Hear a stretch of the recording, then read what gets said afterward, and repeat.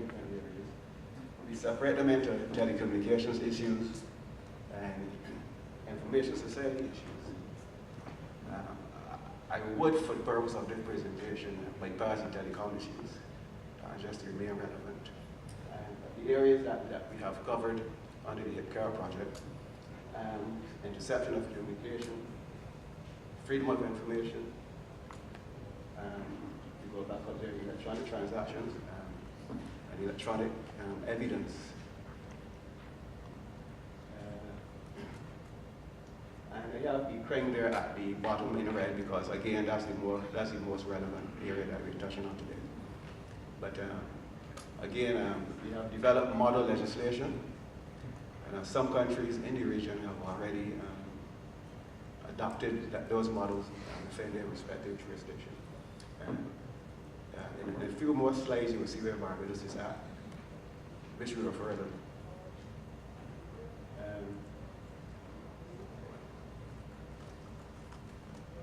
This is where we're at, actually.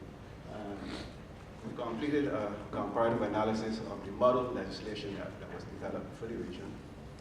And our next step really is to come up with recommendations for Cabinet to consider.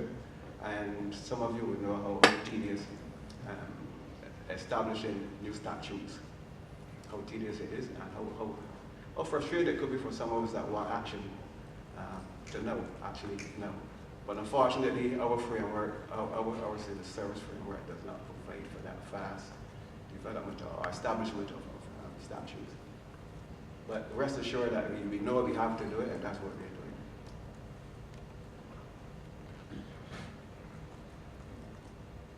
All right, now to answer the other, or to give you some more information on a national and regional response with the support of the international community,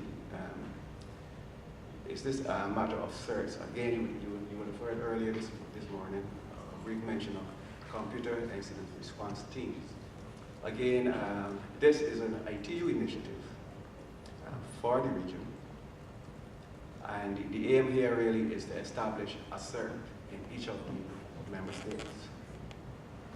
And also there will be a regional CERT to coordinate the activities of the various national CERTs. So again, you can see where we're headed. And again, if we lift it to the next level, as we progress through the slide, there is a uniform body called impact. I will explain what impact is a little later. But just to give you the genesis of how we arrive at where we are today, right? And this gives if you will, the formal or legal basis for the establishment of CERTs in the Caribbean, the establishment of a regional CERT, and working in collaboration with the ITU and impact to actually have a cohesive, if you will, approach to fighting e-crime. 2003, WISIS, as we call it, the World Summit on the Information Society, ITU was identified as that sole facilitator, and to actually mobilize like that, like C5, which really is building confidence and security in the use of ICTs. That's really the genesis of the ITU initiative.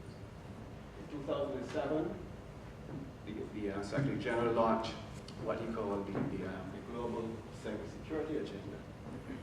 And that really is a framework set up for not only the member states or governments of the ITU, but it also involves private sector organizations, universities, you name the stakeholders that we can rely upon, they're involved.